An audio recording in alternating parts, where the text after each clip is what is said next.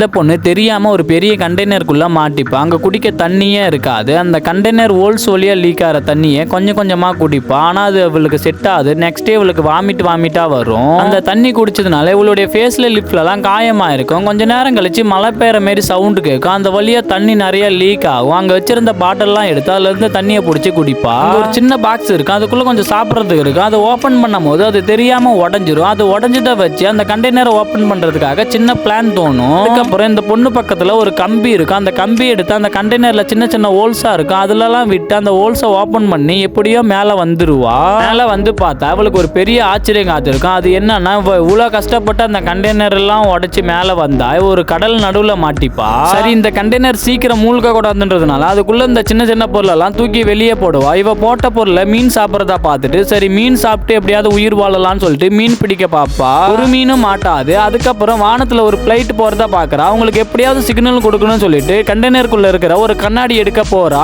ஏறி வரும்போது தெரியாம அதுல இருந்த கம்பியில இவளுடைய கால் கிழிச்சிரும். அந்த கம்பி கிழிச்சதுல இவளுடைய கால் ஃபுல்லா ரத்தமா இருக்கும். இருந்தாலும் இவளுக்கு இங்கிருந்து எப்படியாவது தப்பிக்கணுன்றதுனால அந்த கண்ணாடி வச்சு எப்படியோ சிக்னல் காமிப்பா. ஆனா அந்த பிளைட்ல இருந்து யாருமே ரெஸ்பான்ஸ் பண்ண மாட்டாங்க. இவளுக்கும் என்ன பண்றதுன்னு தெரியாம அந்த கம்பி கிழிச்சதுனால ரொம்ப வலி இருக்கும். அதுக்கப்புறம் உள்ள கொஞ்சம் சரக்கு பாட்டில் இருக்கும். அது இவ கொஞ்சம் குடிச்சிட்டு அந்த காயத்துல கொஞ்சம் ஊத்துவா. ஏன்னா துருப்பிடிச்ச தகரம் கிழிச்சதுனால ஏதாவது இன்ஃபெக்ஷன் ஆயிடுன்றதுனால தான் இவ இவ்வளவு வலிச்சானும் கிளீன் பண்ணிட்டு ரொம்ப டயர்ட் ஆகி அங்கேயே படுத்துருவா. ஆனா இவ கொஞ்ச நாள் யாராவது காப்பாத்துற வரைக்கும் ஏதாவது சாப்பிடணும். அதனால அங்க இருந்த ஹெட்போன் எல்லாம் வச்சு வலை மாதிரி கட்டி அதன் மூலம் மீன் பிடிச்சி சாப்பிடுவா. அதிகம் ஆக ஆக அந்த கண்டெய்னர் கீழே இருக்கிற ஹோல்ஸ் வழியா கொஞ்சம் கொஞ்சமா தண்ணி மேல வர ஆரம்பிக்குது. இந்த கண்டெய்னர் ஃபுல்லா மூழ்கிறதுக்குள்ள இங்கிருந்து எப்படியாவது சர்வே பண்றதுக்காக ஒரு சின்ன படகு மாதிரி ரெடி பண்ணிட்டு இருக்கும் போது பக்கத்துல ஒரு பறவை இருக்கிறதா கவனிக்கிறா. அதனால இங்க பக்கத்துல யாரோ இருக்கான்னு சொல்லிட்டு இவ புரிஞ்சுக்கிறா.